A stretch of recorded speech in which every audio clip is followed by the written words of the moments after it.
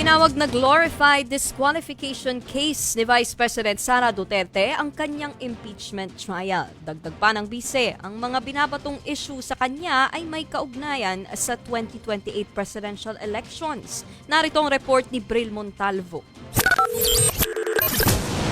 Talaga sila. Really, I truly want a trial because I want a bloodbath talaga.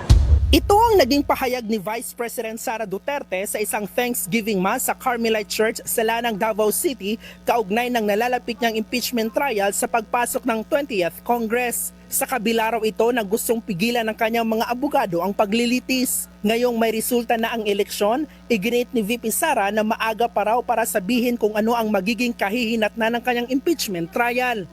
Mali raw na magbilang agad ng boto. Hindi ko alam kung paano boboto ang mga senators. If at all there will be a trial, I think it is wrong to start counting votes now because they haven't seen evidence yet. They haven't seen what the prosecutors have. They haven't seen what our defense is. So parang mali siguro na magbilingan ng boto ng walang trial. Sa oras kasi na gumulong na ang impeachment trial, 2/3 ng Senado o 16 na boto ang kailangan para makonvict ang Vice Presidente. Ibig sabihin, 9 na senador ang kailangan ni VP Sara para maabsuelto siya.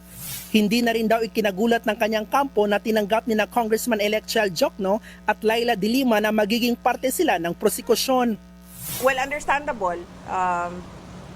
Kay Laila De Lima and kay Chel Jokno, they've been very vocal anti-Duterte since birth. Yes. In fact, wala pa sa mapa si dating Pangulong Rodrigo Duterte to become president, ay anti-Duterte na talaga si Secretary De Lima. So, understandable na sasali sila sa prosecution ng impeachment case. Sa kabila niyan, handa raw si VP Sara kung ano man ang magiging resulta ng paglilitis.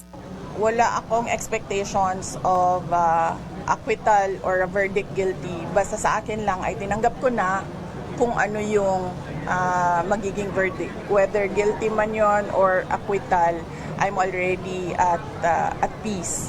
Tinawag din niyang glorified disqualification case ang pagpapatalsik sa kanyang pwesto at inugnay ito sa 2028 presidential elections. Di na sila mahuman because this is about the 2028 election. It's not about ICC, it's not about the impeachment, it's not about confidential funds, it's about the 2028 elections. The impeachment is a glorified disqualification case against me. Binigyan din daw siya ng hanggang December 2026 ng kanyang mga taga-suporta para magdesisyon kung tatakbo bilang presidente. I have more than a year to really sit down and list down the pros and cons as I did atong 2021 with regard to running for president. Sa Hulyo, pagkatapos ng ika-4 na State of the Nation address ni Pangulong Marcos, posibleng umpisahan ng Senado ang impeachment trial laban kay VP Sara. Nagbabalita mula sa Frontline, Bril Montalvo, News 5, Mindanao.